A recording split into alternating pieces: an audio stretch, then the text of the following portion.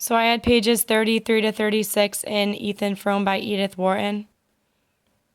And my section started out when Ethan had recalled a moment when him and Xena were talking about if Maddie and Dennis may have an interest in one another. It was while he was waiting for Maddie at the church, he remembered this moment. And it had mentioned that as they were in a conversation that Xena had secretive silence. And I thought that was an important description of Xena's character because this early in the book, we don't really know what that could mean by secretive silence. We just think that she may be mysterious and she may not say much. But I think later in the novel, it could indicate how her silence kind of is her dominance and she ends up taking power over Ethan and doesn't let him carry out his desires. And then in the next paragraph is good imagery of Xena. It says that she was indistinctly outlined under the dark calico quilt, her high-boned face making a grayish tinge from the whiteness of the pillow. This was a really unflattering image of Xena. It shows that she's unattractive, not really feminine. And there's a lot of colors mentioned, like dark, whiteness, and grayish, which are all washed out, dull colors, ending up being like Xena's personality, which is in a huge contrast to Maddie that we later learn. It shows that they're not really alike and that while she has really dull colors, Maddie's often described with like brighter, more vibrant colors. And then it goes down to say how Xena said to her husband, if you say you can't afford to hire a girl when Maddie goes. It kind of foreshadows the end of the novel when Xena ends up throwing Maddie out and replacing her.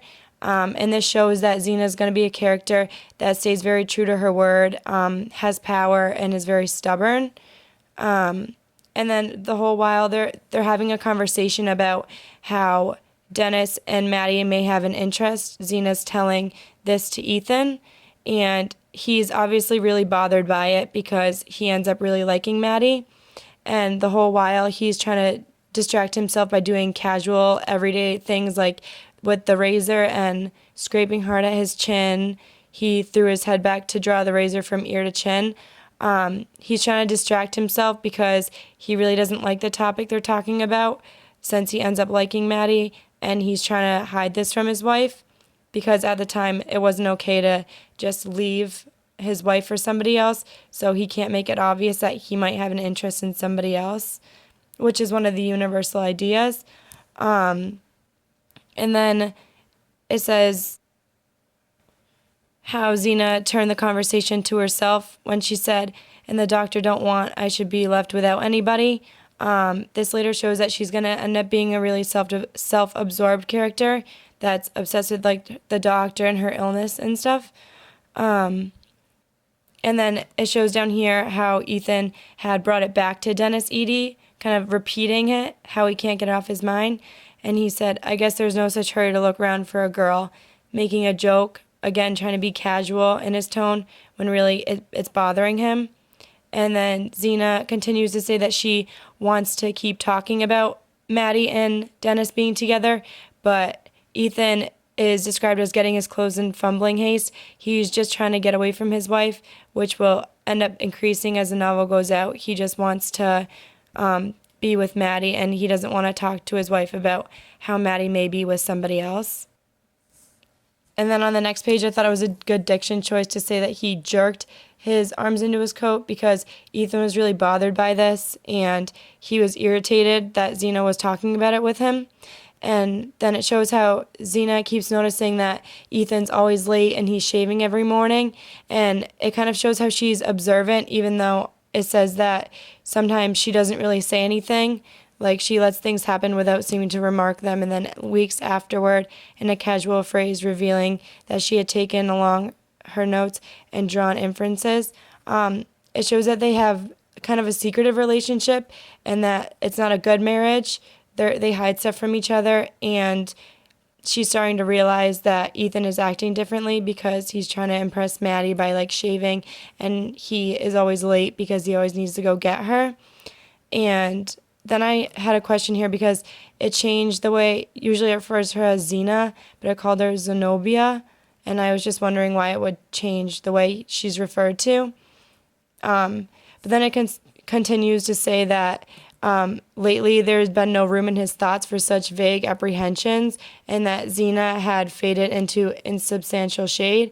It kind of reveals how Ethan is slowly drifting from his wife, and he's starting to not really care if she's noticing that he's acting differently because he wants to be with Maddie, and really, Maddie has only been the thing on his mind. And then it continued to say that he lived in sight and sound of Maddie Silver his whole life, and he couldn't conceive of its being otherwise, which foreshadows the end to him committing suicide when Xena tries to ship Maddie out. And then it turns back to in the action of him waiting outside the church, and he saw Maddie spinning down the floor. And I thought that was interesting that it described her as spinning down the floor right after Xena was sleeping in bed, because it portrayed Maddie as like the direct opposite of Xena. It makes her seem energetic. And then how the end of the chapter ended with ellipses, like Ethan's mind is going over and over just seeing Maddie with Dennis and how he's really bothered by it. And it kind of shows like his obsession and how he's worried that Maddie may like somebody other than him. And then I had the first part of chapter 2, how it's talking about he's seeing everybody leaving the dance. I thought it was interesting that it mentioned a storm door, because up until now we see that the weather is kind of a beautiful thing, like the winter is like a pretty sight, but it kind of foreshadows later how the weather in Starkfield isn't that beautiful, and it ends up being a big part of the story and symbolizing how like a standstill and how Ethan can't really accomplish his desires because of where he lives and the weather where he lives. And also the symbol of light in the beginning of chapter 2, like lantern ray and then a lit up face flushed with food and dancing. This section's like really a happy tone, and since most of the novel is described as dark and at night, we sometimes see flashes of light whenever Maddie is involved, and it kind of shows that she's going to be a young and outgoing character because at this point we didn't meet her yet. And then on my last page, it says that somebody in the church, as they were walking out of the church, they said to Maddie, "Ain't you riding, Maddie?" And I thought that was interesting because they're asking her about sledding, and then towards the end of the novel, the sledding ends up being what they used to commit suicide together. So I thought that it was interesting that it had been mentioned this early in the novel about sledding. And then it said that when Ethan hears Maddie's name, his heart gave a jump. This indicates that he does have like a love interest for her and that he's nervous when she's near, especially because he's hiding in this part. And then storm doors are mentioned again, which I thought was interesting. It's like repeating how the weather might be not so good of a thing.